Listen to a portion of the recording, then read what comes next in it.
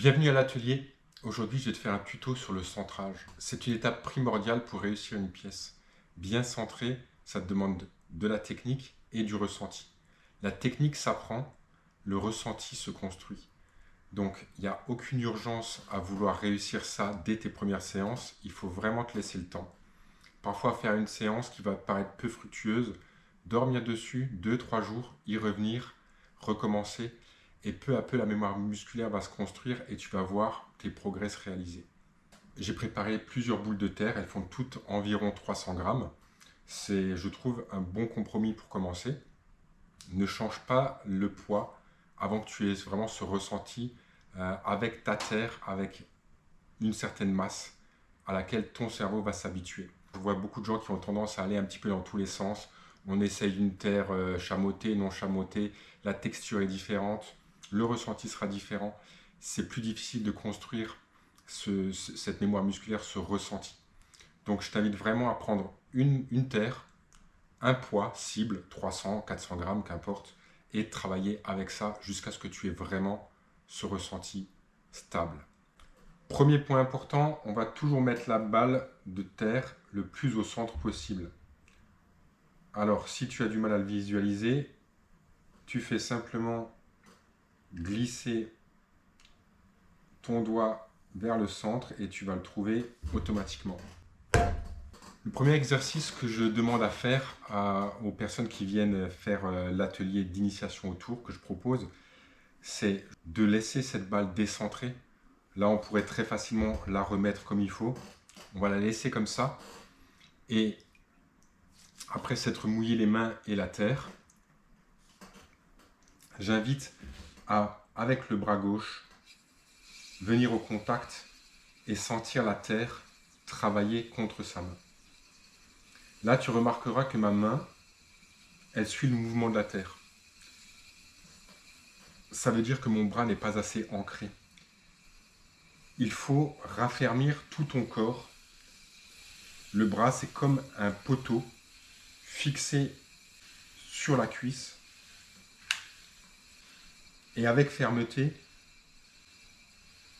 en allant contre la terre, celle-ci va naturellement, comme tu as pu le voir, commencer déjà à se calmer. Ce n'est plus ma main qui bouge, c'est la terre qui s'est adaptée à l'espace qui lui a été donné. Cette première étape peut vraiment t'aider à construire ce ressenti. C'est toujours une bonne manière de commencer une séance et d'avoir les mains en contact avec la terre. La deuxième étape pour réussir un centrage, c'est d'imaginer que tes deux mains sont comme deux étaux. En fait, on va travailler avec les paumes, ici et là, et on va enserrer la boule de terre, le centre et les deux parties de l'étau. J'applique une force concentrique et la terre est montée. On a un premier cône. Pour faire redescendre ce cône, je vais accompagner de ma main gauche et avec la tranche de ma main droite, je vais écraser le sommet et redescendre. La main gauche accompagne et permet de finaliser la forme. Je recommence, je fais l'étau, j'écrase.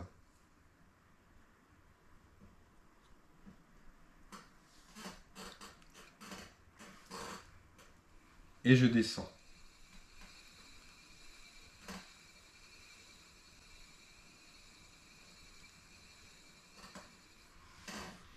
On répète cette opération 2-3 fois jusqu'à voir ce point où la terre est calme. Il n'y a plus d'ondulation ni à la base, ni au milieu, ni au centre. Alors ce que je vais te montrer là, c'est ce que je vois souvent dans les ateliers. La tranche de la main droite doit vraiment être posée là, au centre, ok? Pas sur le côté, au centre. Alors regarde qu'est-ce qui se passe. Si j'appuie simplement À la verticale, eh ben, on a un plateau. J'appelle ça le champignon. Et c'est OK. Les premières fois, il faut déjà comprendre quelle force on doit mettre dedans. Comment accompagner la terre vient par la suite. On reprend, on commence à appuyer. Quand on voit que le chapeau est en train de venir, eh ben, on peut moduler l'angle de la tranche de la main. OK, quand j'ouvre un petit peu, je vais pouvoir façonner la forme de la pièce. Je navigue entre ces deux positions.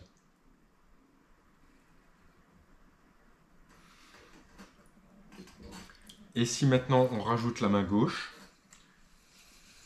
qui avec chaque doigt va aussi influencer la forme, eh ben, j'arrive à maîtriser la forme finale de ma boule de terre.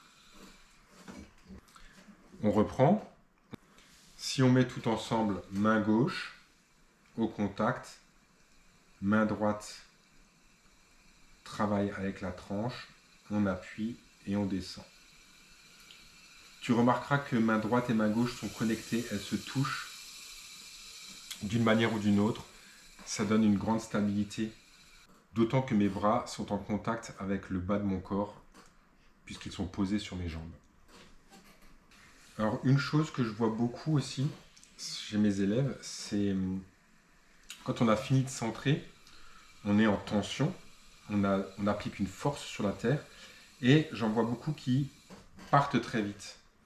Et en faisant ça, eh bien, en fait, on décentre la terre, vu qu'il y avait une pression et que tout d'un coup elle n'est plus là. Alors on se remet en tension dessus,